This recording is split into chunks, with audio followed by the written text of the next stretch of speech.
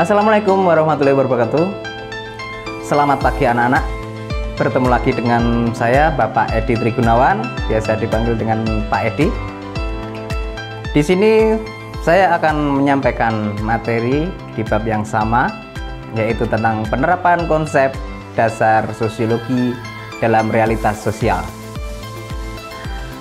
Di minggu kemarin saya telah menjelaskan tentang subbab sistem sosial, organisasi sosial, struktur sosial, dan sekarang kita akan membahas subbab selanjutnya, yaitu yang pertama interaksi sosial dan yang kedua adalah status dan peran sosial. Apa sih yang dimaksud dengan interaksi sosial? Saya kira anak-anak sudah melakukan semuanya, baik di rumah maupun di lingkungan sekolah.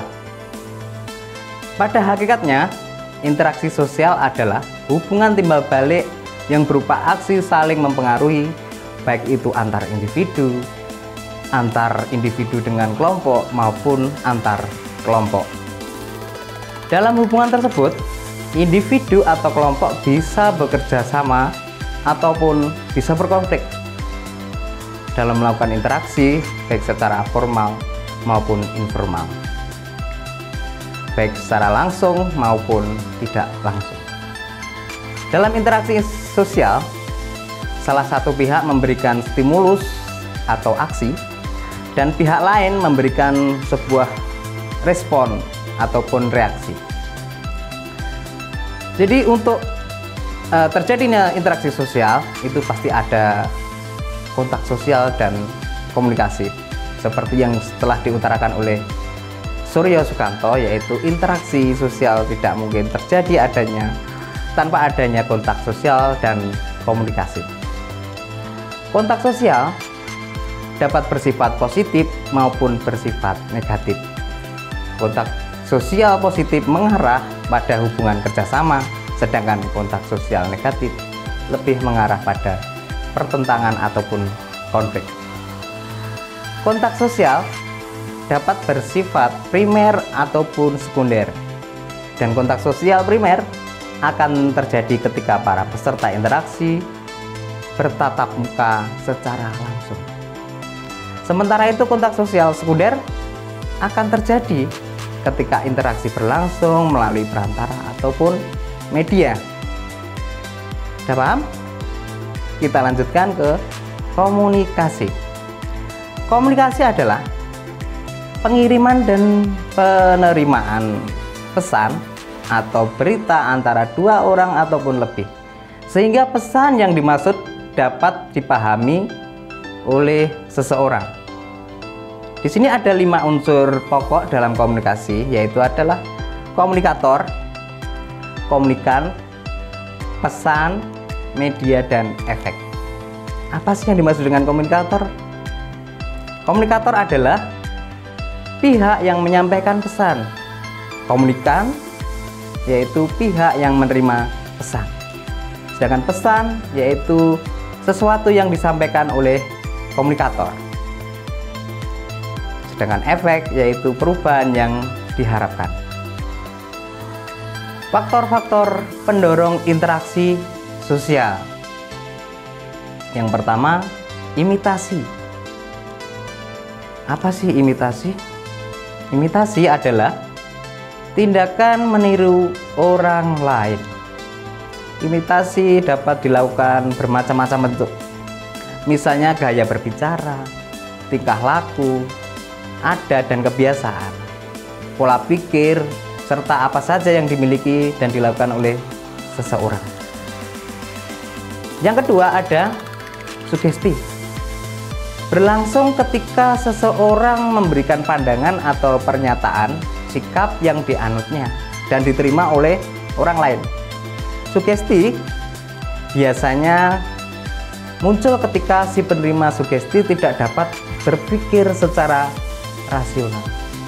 Ia akan langsung menerima segala anjuran ataupun nasihat yang diberikan, meyakini kebenarannya. Pada umumnya, sugesti berasal dari hal-hal berikut. Yang pertama ada orang yang berwibawa, karismatik, dan memiliki pengaruh yang kuat terhadap penerima sugesti. Yang kedua, orang yang memiliki kedudukan yang lebih tinggi dari penerima sugesti. Yang ketiga, kelompok mayoritas terhadap minoritas. Dan yang keempat, iklan di media massa. Sugesti bukan hanya karena faktor si pemberi sugesti, tapi juga karena beberapa faktor di dalam diri penerima sugesti.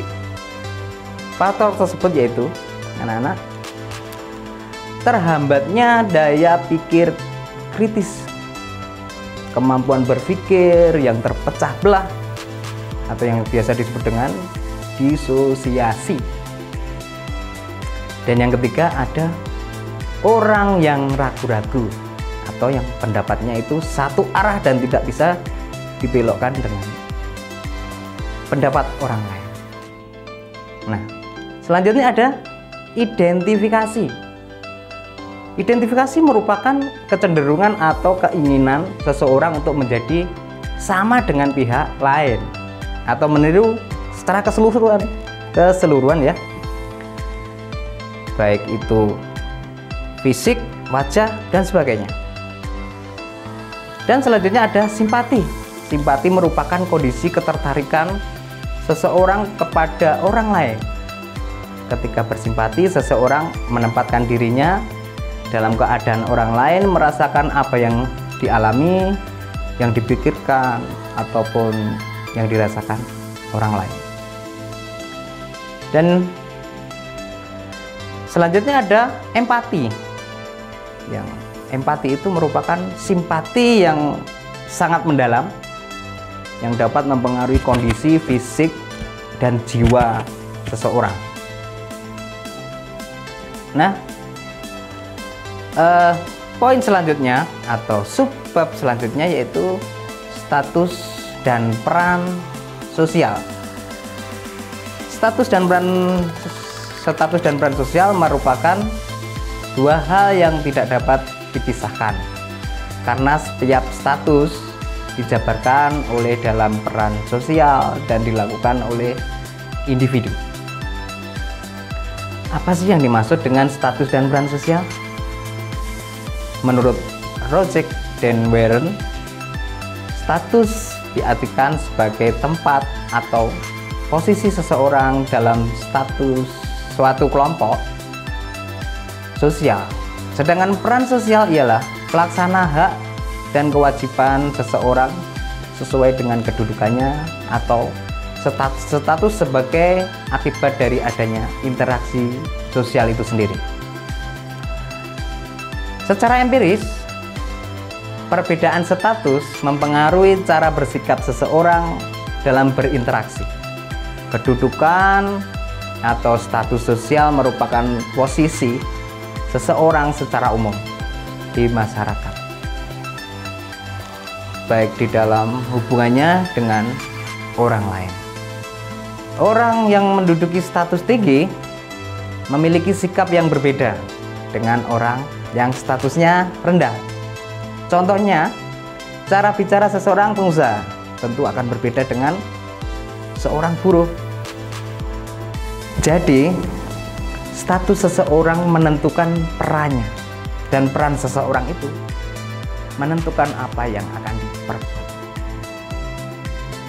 Nah, menurut Sukanto, status seseorang di masyarakat dapat dibedakan menjadi dua, yaitu ada ascribe status dan achieve status. Apa sih yang maksud dengan ascribe status? Yaitu kedudukan seseorang karena kelahirannya yang tanpa membedakan rohaniahnya maupun kemampuannya. Sebagai contoh, anak yang terlahir dari kalangan bangsawan, maka kedudukannya adalah secara otomatis sebagai bangsawan.